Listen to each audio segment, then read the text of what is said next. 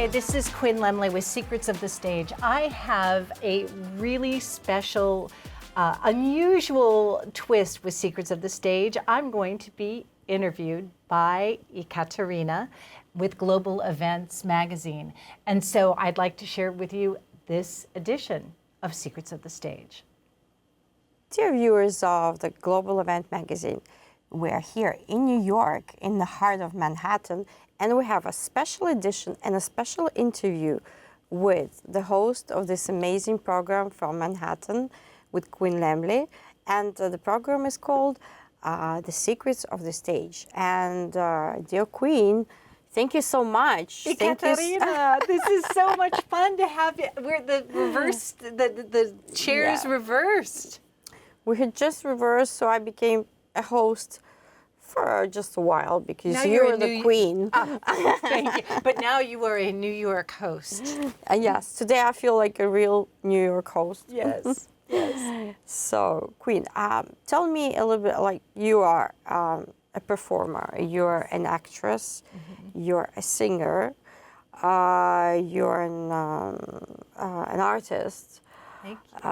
What is something that you like to do best? Singing is my love. Singing is my passion, and acting. I mean, that is my passion. But ever since I was a little girl, I was putting things together. I was putting on a show. I had a puppet show. I put together shows for the neighborhood and charged admission, and did all aspects of production, and was always putting on concerts and shows and entertaining. So I think it's the connection aspect of it, like what we're doing here today with our show, with the talk show, right? Absolutely, yeah. I know that you were actually up for a Grammy recently. Yes, yes. This is so exciting. I know. We were Grammy nominated. We were for their consideration. I made it into the class this year of 2025, and I released 2 albums this year: "Sexy Swinging Hot Tomatoes," which is all like crime jazz, like Big Bad Voodoo Daddy kind of stuff. So that was my EPK getting into the Academy, and then we released with an 11-piece big band, Rita Hayworth, the Heat is On. It's called Rita Hayworth Revealed. So it's all the music from my show, Rita Hayworth, The Heat is On, that I just finished my residency, and I met you and your beautiful mother at my show. I know. It was amazing. Actually, I loved the show. And the thing that really impressed me was that you could keep, I mean, I was going to ask maybe 1 hour, but you were like really, really singing a lot, and it's so hard to have like a one-woman show like that for so many hours. Well, it's a 90-minute show, and it's all it's straight through with. I do 4 on-stage costume changes, and it's 20 songs from that were the fabric of Rita Hayworth's life, and what a life it was. I mean, it's a show about female empowerment and resilience. Absolutely, and whether she was. People remember who Rita Hayworth was. She was like the biggest star in 1946, like the Marilyn Monroe of her generation. But it really doesn't matter if it's Rita Hayworth, Marilyn Monroe, or Beyonce. You know, it's what price is fame. What does it take to get to the top, and what is the cost? Absolutely. Do you recognize yourself in some features of Rita Hayworth? As I go through life, as I journey through life, there are different aspects of Rita's life that when I was younger, starting out doing the role, there was no way I could have understood it other than the superficial, wanting to be an actress, wanting to be glamorous, wanting to be loved. But when Carter Inskeep and I put the show together, we were saying, okay, there's Rita Hayworth, the movie star, and then Margarita Cancino, the girl with the desires and the dreams, who just wanted to be loved, who wanted to make it in the world, who wanted to be seen.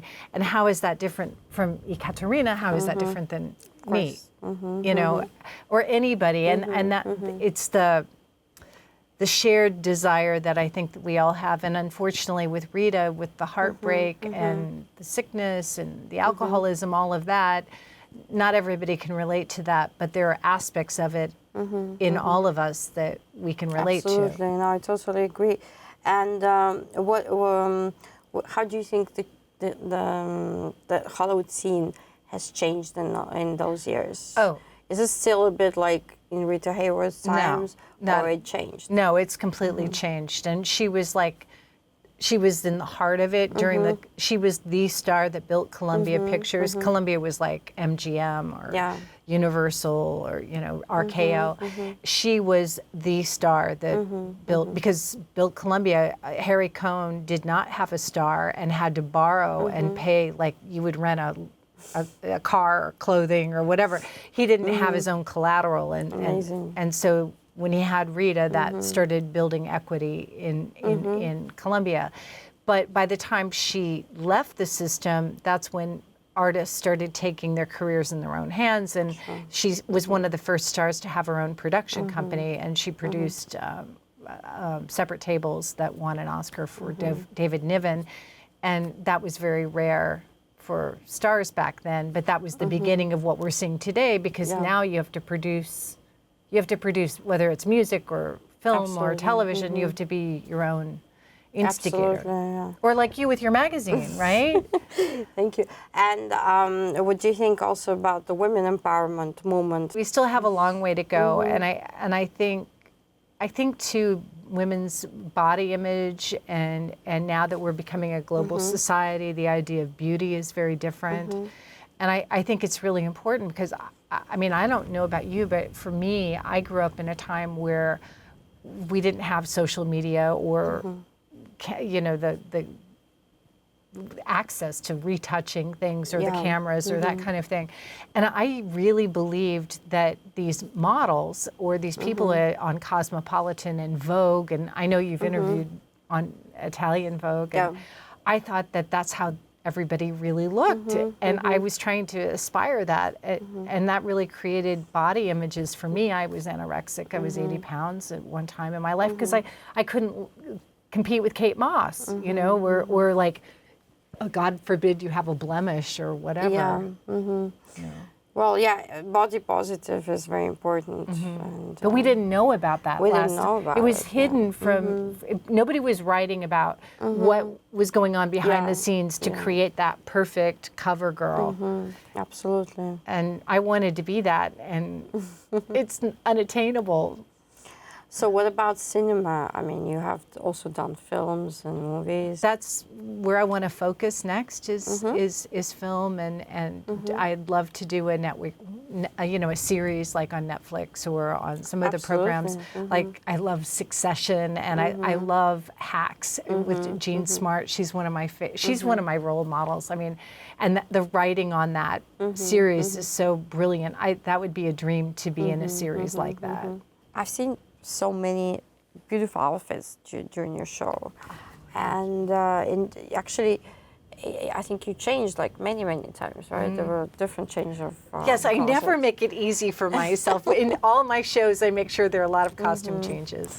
So, who is your favorite designer? What is your favorite fashion brand? My favorite fashion brand? Well, first of all, I have to say in my shows, Rita Hayworth and Burlesque to Broadway, the costumes are a character upon themselves, and they're created by Mr. Wendell, or Wendell Goings, and he's on Broadway, and he's a couturier, and his clothing is so beautiful. It's like you can open it up, whether it's a corset or a jacket. It's beautiful on the inside as well, with the lining and the piping and the I see amazing colors. It's amazing. I mean, you feel good in the clothes as well as wearing them. Of course. But I love Dolce & Gabbana. I wear a lot of their clothes. I've been a brand ambassador for Joseph Ribkoff for along with he's a Canadian designer for everyday kind of wear, or sportswear, and me and Miss America. So that was fun. I like a very classic tailored look, and because I have an hourglass, broad-shouldered and curvaceous, I need to have that very fitted look, and I like it, it to be tailored and clean and sophisticated. So, but I like an edge, I like a little rock and roll, and I produce a lot of shows on. I have a Queen show, a Bowie show, a Pink Floyd show, so I have a little rock and roll in me. Oh, that's well. great. And in music, what is your favorite kind of music to Big listen, band, to play, big jazz? band, jazz. I love pop. I love singer-songwriter. But you know, what for me the most important thing is the lyric, because I need to be able to understand the lyric. I need to be able to feel the lyric, and then have the music, whether it's the guitar solo or the horns or the sax solo. I want that to reflect the emotion of what I'm singing about. But I love pop. I mean, and I'm learning rock and roll. I wasn't allowed to listen to rock until I was an adult, so a lot of catching up to do. Oh, okay, that's great. Well, I don't know. But you live in New York. You're a real New Yorker. You have this amazing show here in Manhattan. So, what is you love about New York? New York, the day I crossed the George Washington Bridge and I saw the city, I had goosebumps and I knew that I had to be here. I mean, I love living in Europe. I love traveling, but when I come home, I quiver because it's just the city that never sleeps. It's the city of ideas, of culture, of passion. What about your burlesque show? Tell us more a little bit about that. Burlesque to Broadway celebrates Burlesque the to women that Broadway. went from burlesque to Broadway and beyond. And so that shape-shifted culture, like you have in your magazine, all of these women that have shifted culture as you know it. And so it's a personal story of my relationship with my grandmother. I tied my great-grandmother with my grandmother. But it's all Sophie Tucker, Bette Midler, Cher, Mae West, all of these women that created who they are in fashion, who they are in culture, who they are on screen, and also became self-made women. Like Mae West didn't make it in Hollywood until she was in her mid-30s, and that was like 60. And she was writing her and directing her own plays on Broadway. Then she became so prolific because she bought up all the real estate in Hollywood. People don't know how powerful these women were in a time when women didn't work. Or Sally Rand with the fan dance dancer. She was an out of work Korean and couldn't get a job, and so she goes to the World's Fair wearing nothing but fans, and the rest is history. And she worked with those fans until she was in her 70s and was the highest paid dancer in vaudeville, and she was making like, you know, $3,000 a show back then. You know, and back then it was amazing, right, for that time. Yeah, so that's what my show is about, and it's a combination of pop and jazz, and we have an album, and they can go to QuinnLemley.com and get it. So when do the viewers find you? QuinnLemley.com, yeah, exactly. Yes, you can reach me at QuinnLemley.com and subscribe to my newsletter and concerts and Secrets of the Stage and see your interview of Secrets of the Stage. Global Event Magazine. Yes, yes. Perfect. Thank you so much, Quinn.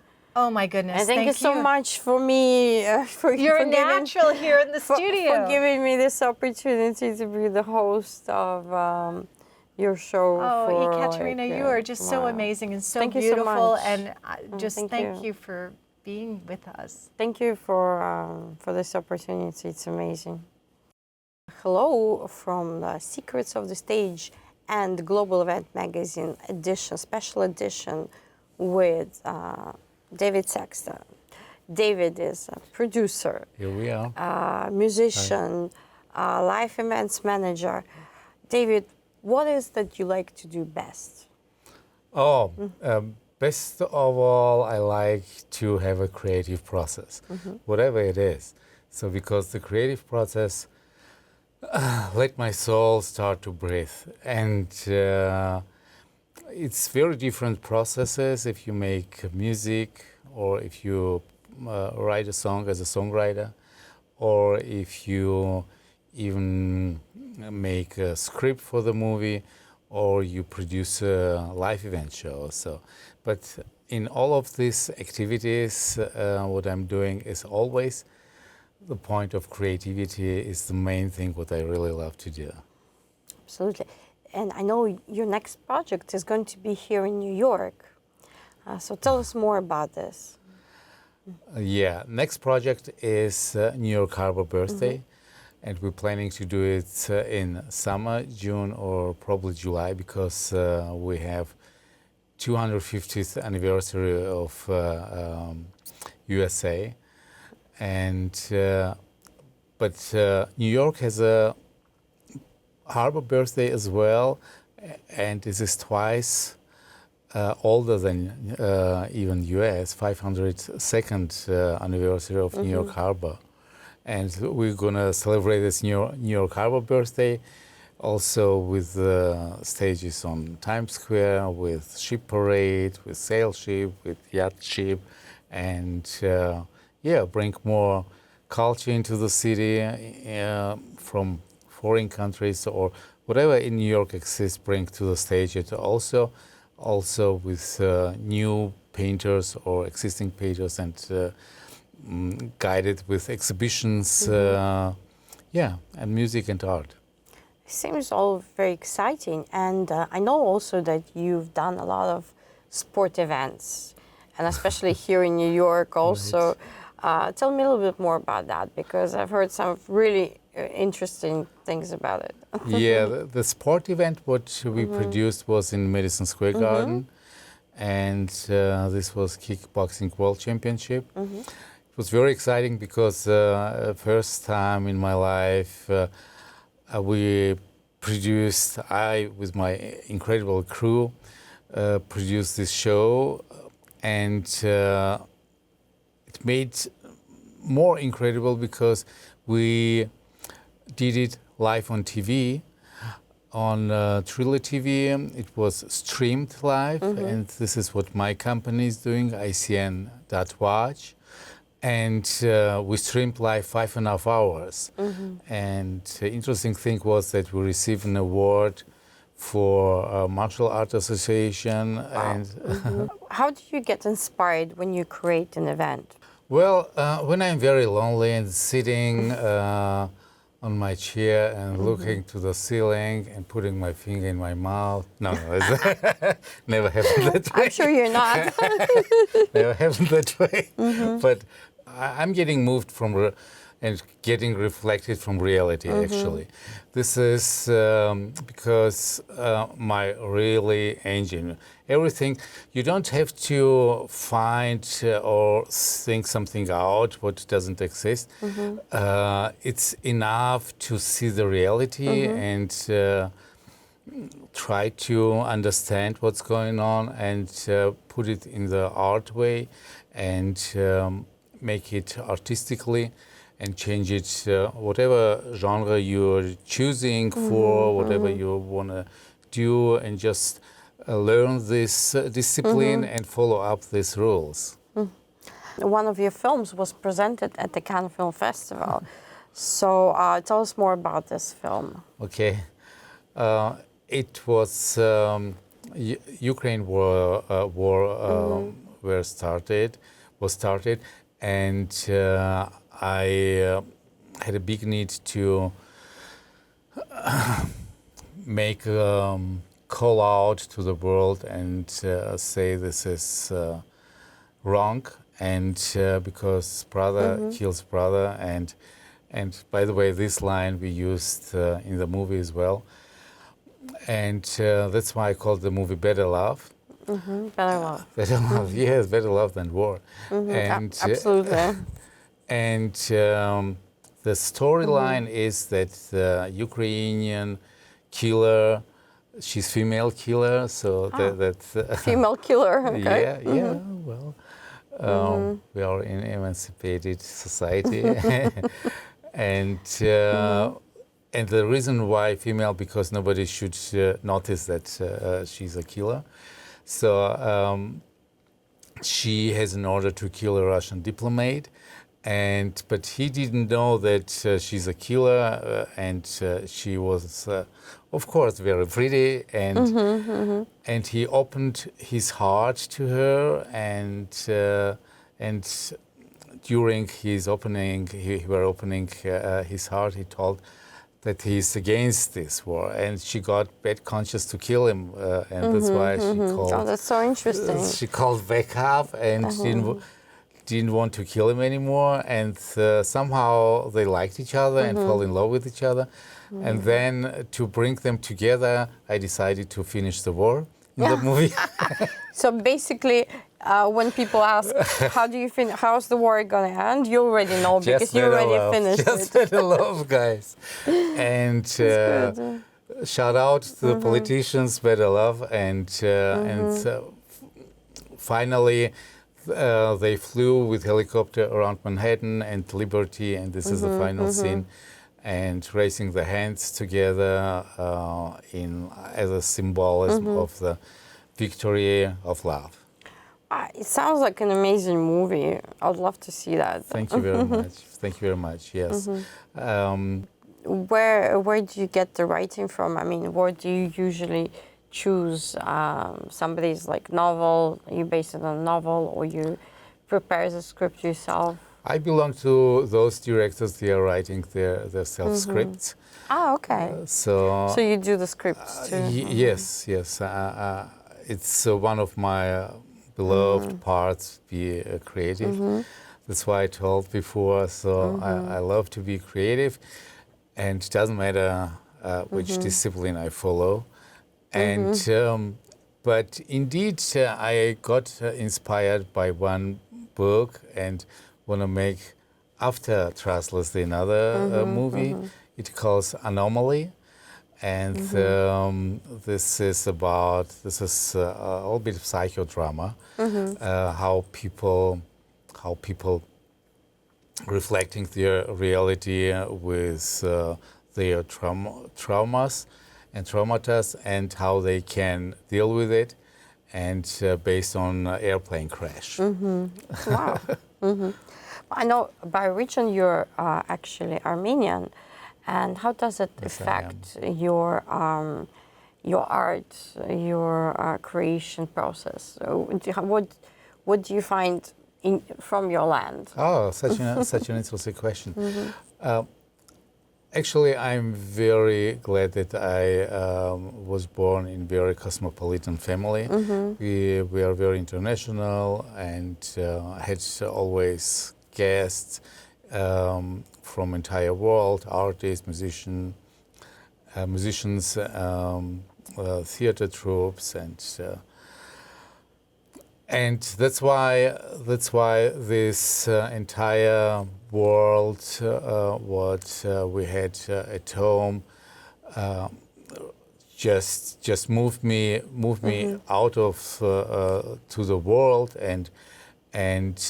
but I think the language, religion, and also the literature, and also art, and everything, the cultural character always guide me through the world. And I was always, by the way, by Cannes Film Festival, at that time I used to live in Germany. Even for this movie, I always announce that I'm Armenian director, and this is very important. This is very important. We're talking about very often that identity, how important it is, and I think I'm a big fan of the roots, and to recognize the roots, and to love the identity, to research your own identity, and I think. Of course, in the music, some melisms coming through that I'm from Armenia. Whether I left Armenia back in the last century, back in 90s. I'm not such a young, so you're cosmopolitan, you're mixture of bloods, mixture. Yeah, I think this is what I really have done in my life. I always look up to the best from the cultures. What they have the best. What can I?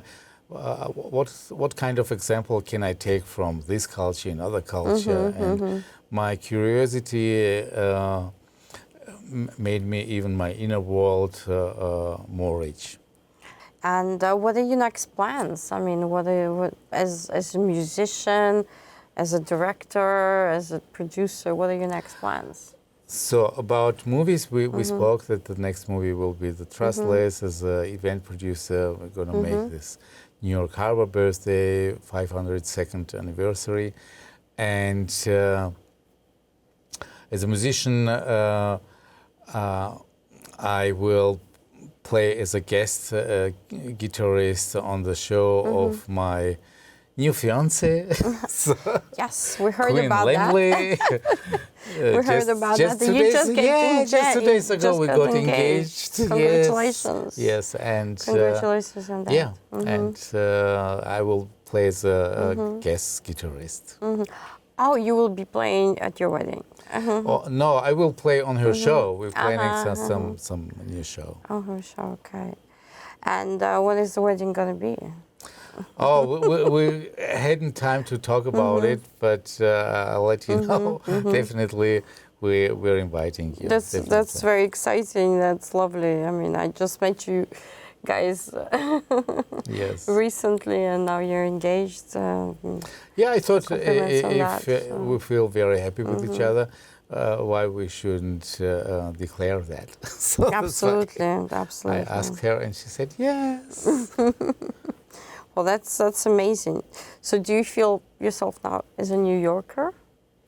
I think I feel in New York as a New Yorker. I feel in Hamburg as a Hamburger. It's very funny because if I'm in Greece, the people thinking that I'm Greek. If I'm in some Arabic speaking language, they're thinking I'm Arabic person. So because of my outfit and my hair color, but I can't say that I feel belong to some special country. I feel like Armenia in the world. Well, David, thank you so much for this wonderful interview. And it was amazing for us, for the Global Event Magazine, to know more about your amazing global events that you're organizing. Thank you. And I hope to cover your events here in New York. And Wonderful. we'll talk more love to about have you here. Thank you for having me here, and thank you for this wonderful question. Thank you.